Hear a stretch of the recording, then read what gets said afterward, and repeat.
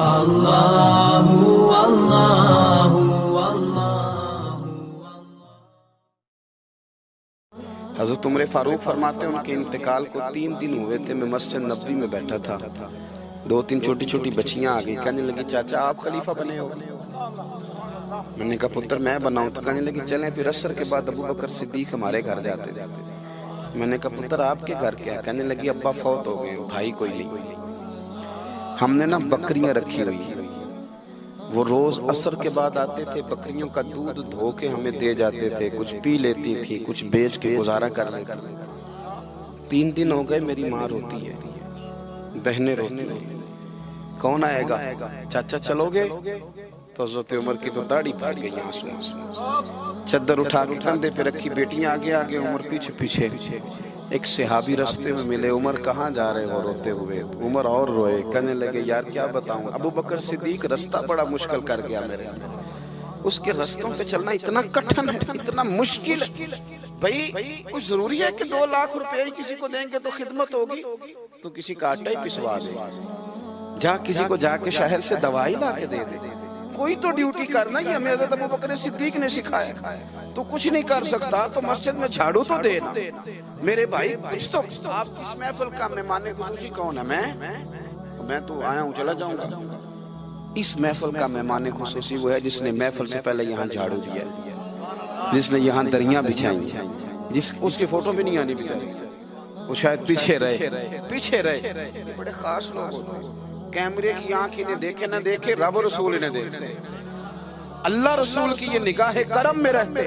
حضرت ابو بکر صدیق رضی اللہ تعالیٰ عنہ نے نیکی کے، خیر کے اہداف طے کیے، اس ہدف پر انہوں نے زندگی گزاری۔ تیسری بات، انہوں نے نا اپنا مال خرچ کیا اسلام کے لیے۔ اپنا کمایا ہوا مال خرچ کرنا خاصا مشکل کام ہے، آسان نہیں ہوتا، اور اگر آپ نے جائز طریقے سے مشقت کے ساتھ پیسہ کمایا تو خاصا مشکل لگتا ہے اس کو خرچ کرنا۔ حضرت ابو بکر صدیق رضی اللہ تعالیٰ عنہ نے مال خرچ کیا، اور کس طرح خرچ کیا کہ جب حضور نے اشارہ کیا، جب اشارہ کیا، مسجد نبی بننے کی بات آئی تب بھی خرچ کیا، جہاد کی بات آئی تب بھی خرچ کیا۔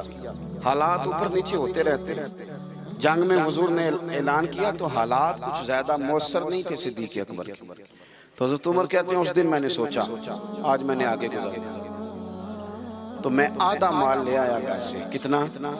زکوٰۃ کتنے فیصد ہے؟ بول کے بتائیں، جوان کیوں نہیں بولتے؟ کتنے فیصد؟ زکوٰۃ 2.5% ہے، 2.5%، 100 میں سے 2.5 روپے۔ حضرت عمر کتنے لے آئے؟ 50 روپے 100 میں سے۔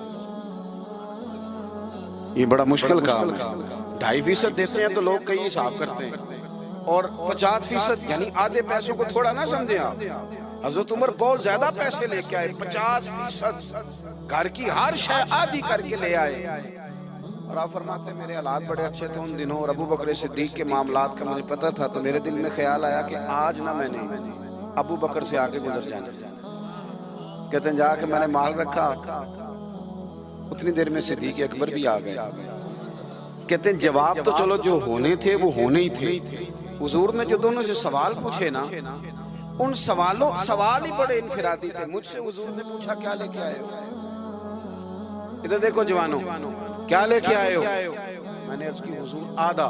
مجھ سے پوچھا کیا لے کے آئے ہو؟ میں نے کہا حضور آدھا لے آیا ہوں۔ پھر غور کرنا، پوچھا کیا لائے ہو؟ اور ابو بکر صدیق سے پوچھا گھر کیا چھوڑ کے آئے ہو؟ آپ دیکھیں سوالوں میں ہی فرق ہے، مجھ سے پوچھا جا رہا ہے کیا لائے ہو، اور ان سے پوچھا کیا، اور ان کا جواب بھی بڑا انوکھا ہے۔ اس سوال کا جواب تھا حضور کچھ نہیں چھوڑا، سارا لے کے آیا ہوں۔ جواب یہ تھا، آپ سوال پوچھتے ہیں نا کہ ختم ہو گیا کھانا، تو کہتے نہیں ختم ہو گیا۔ حضرت صدیق اکبر سے پوچھا کیا لائے ہو، کیا چھوڑ کے آئے ہو؟ انہیں کہنا چاہیے تھا کچھ بھی نہیں۔ حضور نے فرمایا کیا چھوڑ کے آئے ہو؟ کیا جواب ہے، کیا حسن ہے، گویا وہ کہہ رہے ہیں کہ ہم کو لاوارث تو نہیں نا بھئی، کیا چھوڑ کے آئے ہو؟ تو عرض کرنے لگے حضور گھر بڑا ہوا ہے، اللہ بھی چھوڑ آیا ہوں، اللہ کا رسول بھی چھوڑ آیا ہوں، رب رسول کا نام ہے نا میرے گھر میں۔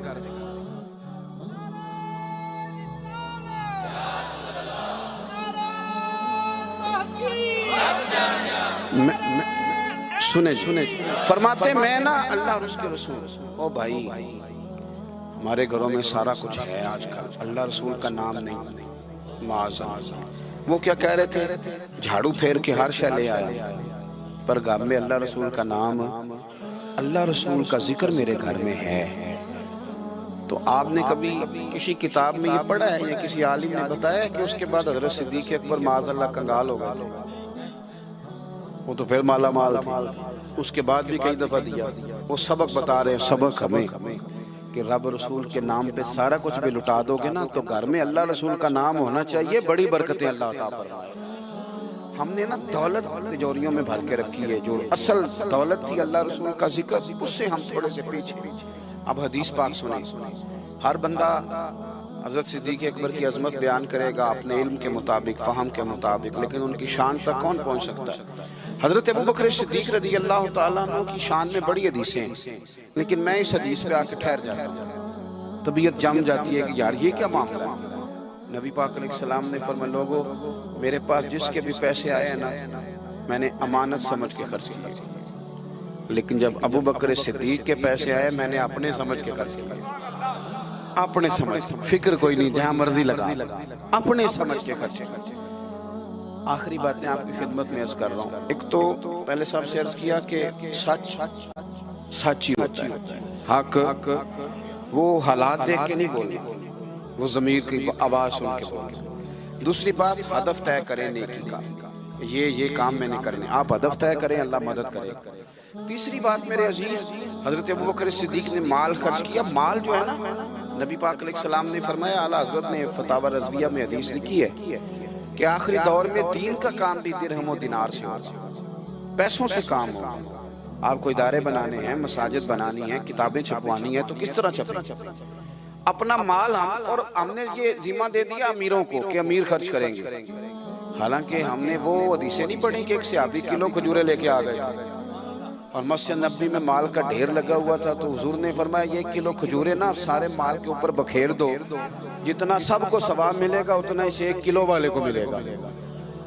تو ہم نا وہ ذوق نہیں پیدا کر پا رہے کہ 10 روپے کی اللہ رسول کی نظر میں اخلاص والے 10 روپے کی بڑی قدر، ہم سوچتے ہیں کہ وہ نا سارا کچھ چودھری صاحب ہی آ کے کریں گے، حالانکہ برکت والا جو مال ہوتا ہے اس میں بڑی خیر ہوتی ہے۔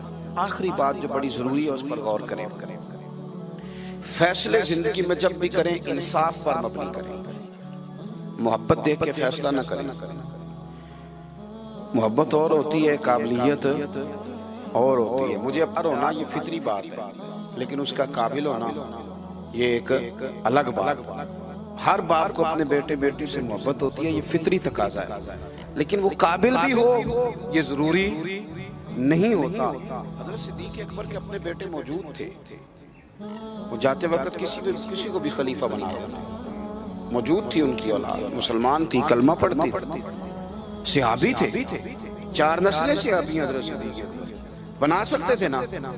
اور حضرت عمر نے تو کبھی ایسا نہیں کیا کہ تحفے بھیجے ہوں، دوستی بڑھائی ہو، بلکہ وہ تو کہتے ہیں کہ ہماری تو نیکیوں میں آگے گزرنے کی دوڑ ہی لگی رہی ساری، معاملہ دوڑ میں رہا۔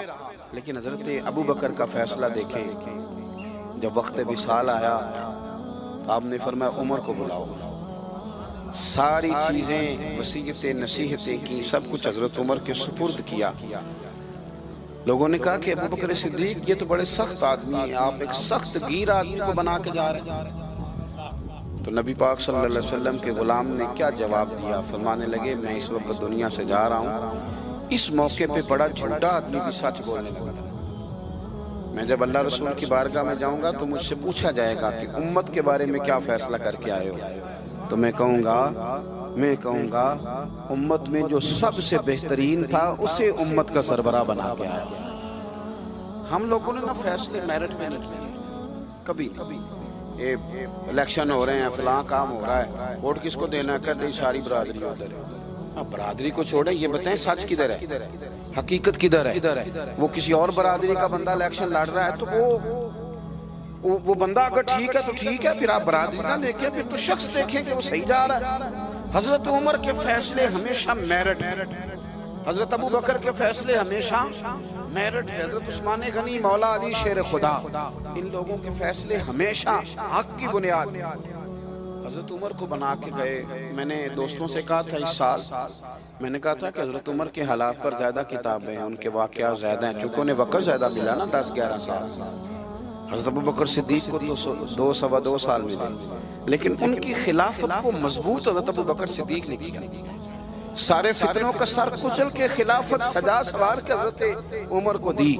اب یہ جو حضرت عمر نے اتنی پھیلا دی خلافت اور اتنا بڑا کام کر دیا دین کے لیے کہ 24 لاکھ مربع میل پہ پھیل گیا سارا کچھ, تو حضرت سیدہ عائشہ صدیقہ رضی اللہ تعالیٰ عنہ کہتی میری گود میں سر تھا مدینے والے حبیب کا, اور آسمان پہ ستارے نور بھرے چمک رہے تھے. میں نے عرض کی حضور آسمان کے ستاروں کے برابر بھی کسی کی نیکیاں ہیں. اب حضرت عائشہ کا عقیدہ بھی سمجھے, انہیں پتہ ہے کہ نبی کریم کو پتہ ہے کہ آسمان پہ ستارے گرے, اور کوئی امتی چھپ کے بھی نیکی کرے تو حضرت عائشہ جانتی ہیں کہ اس نیکی کو بھی مدینے والے جانتے ہیں. کہا کسی کی اتنی نیکیاں بھی ہیں جتنے آسمان پہ ستارے ہیں, تو حضور نے فرمایا ہے نا. حضرت عائشہ بڑے تجسس میں تھی, خیال تھا شاید میرے والد کا نام لے. کس کی؟ تو حضور نے فرمایا فاروق اعظم کی. بیٹیوں کا باپ سے پیار, تو کہتے میں نے فوراً عرض کی حضور میرے والد کا کیا حال ہے, ان کا بھی تو عالم بتائیں نا. تو نبی پاک نے فرمایا عائشہ عمر کی زندگی بھر کی نیکیاں ہوں تو ابو بکر کی ایک نیکی کا مقابلہ نہیں کرتی. اب بات کو سمجھے کہ کتنا مضبوط ہے وہ شخص, کتنا مضبوط ہے کہ حضرت فاروق اعظم رضی اللہ تعالیٰ عنہ کے خیر کے کاموں میں بھی درجہ جناب صدیق اکبر کا زیادہ ہے. ہدف طے کریں, مہربانی کریں زندگی کو ضائع نہ کریں. لمحات بڑے ضائع ہو گئے, اور ثابت کرنے کی بھی کوشش نہ کریں کہ ہم صحیح چل رہے ہیں. ہم چلتے رہیں, وقت خود بخود ثابت کر دے گا.